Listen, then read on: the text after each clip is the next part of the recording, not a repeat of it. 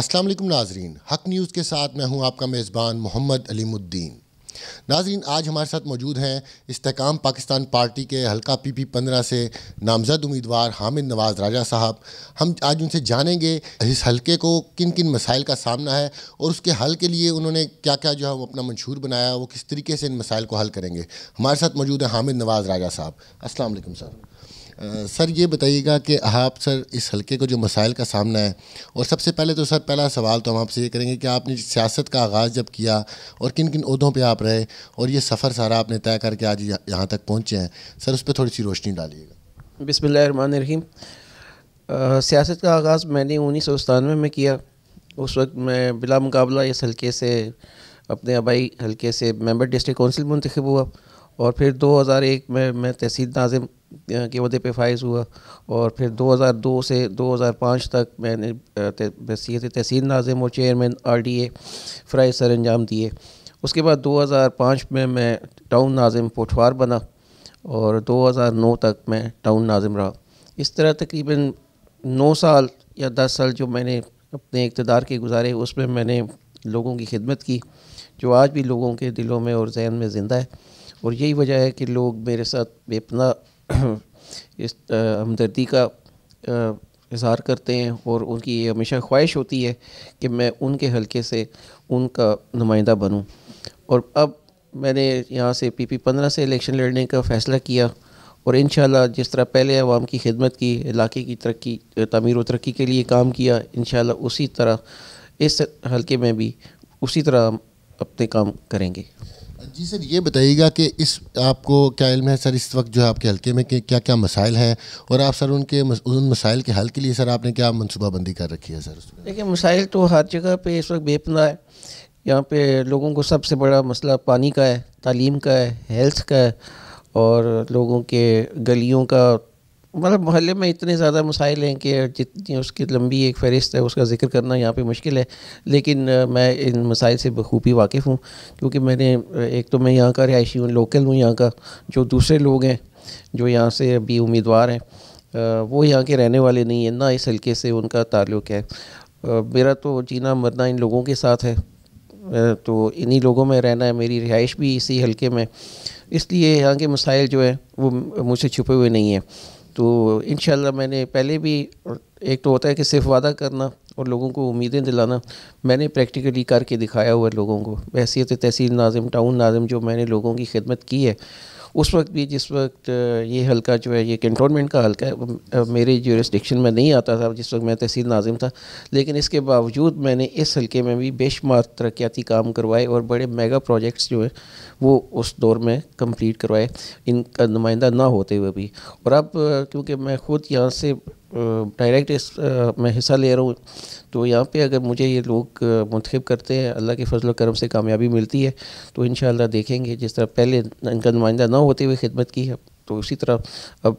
منتخب ہو کے کریں گے انشاءاللہ۔ سر، ایک بہت بڑا مسئلہ راولپنڈی شہر سمیت جو ہے اس حلقے کو بھی درپیش ہے، وہ تجاوزات مافیا کا۔ سر، اس سے عوام کو کافی لوگوں کا مسائل کا سامنا ہوتا ہے لوگوں کو۔ کیا سر آپ سمجھتے ہیں کہ جو لوگ یہاں پہ غریب جو ریڑی بان یا جو اسٹال ہولڈرز ہیں، اسٹال لگا کے روڈوں پر بیٹھے ہوئے ہیں، ان کے لیے کوئی الگ سے کوئی حکومت کوئی پلان ایسا ہے کہ کوئی جگہ مختص کرے جہاں پہ ان کو ایک بازار وغیرہ لگا کے دیا جائے تاکہ شہر بھی صاف رہے اور ان کا بھی روزگار چلتا رہے؟ دیکھیں، یہ پہلے بھی میرے لیے بہت بڑا مسئلہ تھا جس وقت میں تحصیل ناظم تھا، تو اس وقت بھی مجھے اس چیز کا سامنا کرنا پڑا، اور میں نے اولین ترجیحات پہ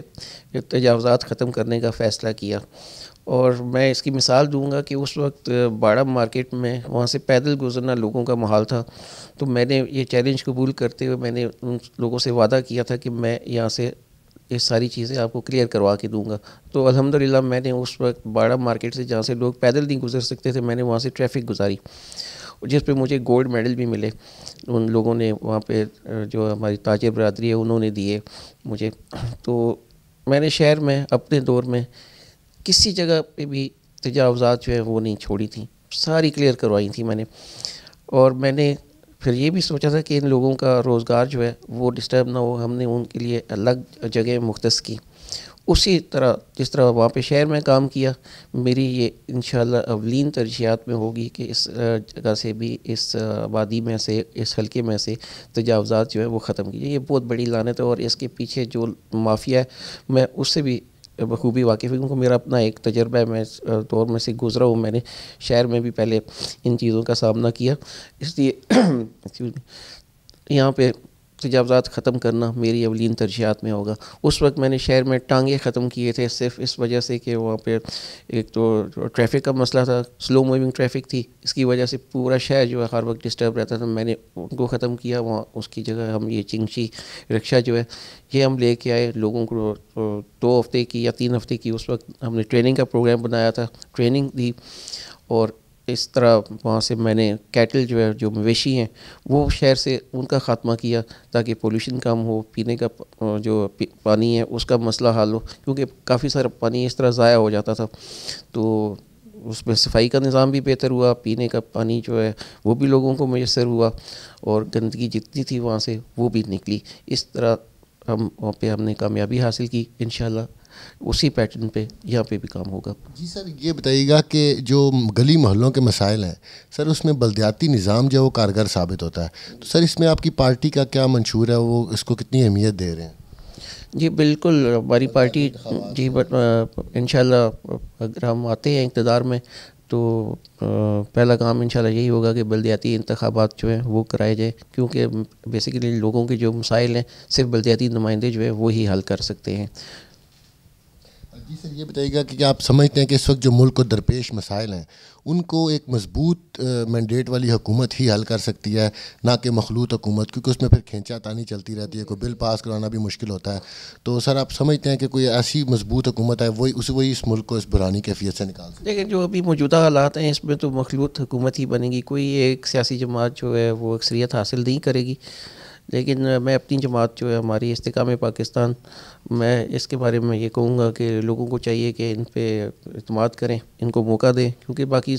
تمام جماعتیں جو وہ پہلے آزمائی جا چکی ہیں، 2 دفعہ وہ برسر اقتدار رہے، اور جو کچھ انہوں نے اقتدار میں رہ کر عوام کے لیے کیا وہ سب کے سامنے ہے، اور اب بھی میں سمجھتا ہوں کہ ان سے کسی قسم کی کوئی امید نہیں رکھنی چاہیے۔ یہ نئی پارٹی ہے، ان کو موقع دیا جائے تو انشاءاللہ میری یہ امید ہے، اور میں توقع رکھتا ہوں کہ انشاءاللہ ہم عوام کے جو توقعات ہیں ان پہ پورا اتریں گے۔ کہے گا کہ پی ٹی آئی سے بلے کا نشان تو لے لیا، تو سر اب آپ کیا سمجھتے ہیں؟ پی ٹی آئی ایک مضبوط جماعت تھی، مطلب ان کا ایک مضبوط امیدوار تھا، کیا آپ کو کون سا امیدوار، جو کس پارٹی کا امیدوار اب اس حلقے میں آپ کو ٹف ٹائم دے سکتا ہے سر؟ دیکھیں، میں ہمیشہ یہ کہتا ہوں جی کہ کوئی بھی آپ کے مد مقابل ہے اس کو کمزور نہیں سمجھنا چاہیے، جتنے بھی امیدوار ہیں ایک تو میرے لیے قابل احترام ہے، اور میں ان کو سمجھتا ہوں کہ وہ مضبوط ہیں اپنی جگہ پہ، لیکن یہ تو رزلٹ جب آئے گا اس وقت پتہ چلے گا کہ کون مضبوط ہے یا کون نہیں۔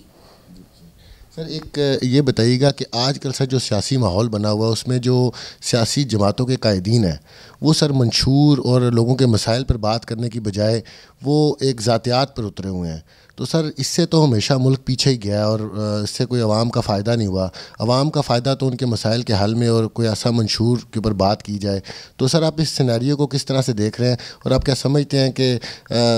قائدین کو چاہیے کہ ذاتیات کو بھلا کر تمام پارٹیز ایک پیج پر آئیں اور پاکستان کی کوئی معاشی بحران سے نکالیں؟ اس حوالے سے ہونا تو یہی چاہیے کہ تمام پارٹیز، سیاسی پارٹیز جو ہے وہ ایک پیج پہ ہوں، ملک کے جو اس وقت درپیش مسائل ہیں ان کو حل کرنے کے لیے، اور جس مشکل وقت میں سے اس وقت ہمارا ملک گزر ہے اس میں نکالنے کے لیے ایک پیج پہ ہونا جو ہے ضروری ہے۔ لیکن دوسرا سوال آپ کا ہے کہ ذاتیات، تو میں سمجھتا ہوں کہ یہ بہت غلط بات ہے، صرف سیاست کی حد تک رہنا چاہیے۔ یہ جو ابھی انتخابات ہو رہے ہیں ہم ایک دوسرے کے مد مقابل ہیں، میں نے جس طرح پہلے عرض کی کہ سب قابل احترام ہیں،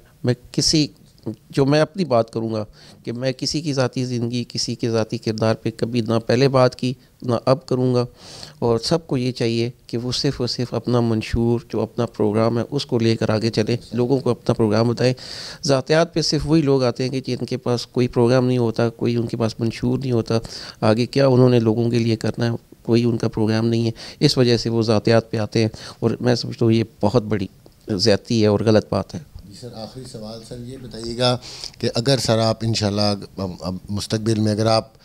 یہاں سے الیکٹ ہو جاتے ہیں تو سر آپ کا جو ہے وہ سب سے پہلی پریورٹی کیا ہوگی اس حلقے کے حوالے سے؟ آپ کو کس چیز کو جو ہے وہ پریفر کریں گے سب سے پہلے حل کرنا؟ میں خیال میں پہلے آپ کو یہی بتا چکا ہوں کہ ہیلتھ، ایجوکیشن، صفائی،